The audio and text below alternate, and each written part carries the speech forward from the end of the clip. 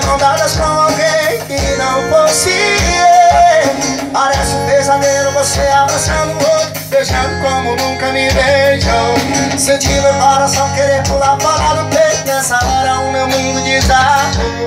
Foi aí que um amigo perguntou o que eu precisava. Só da voz de mim, só preciso de um copo de uísque, um cigarro aceso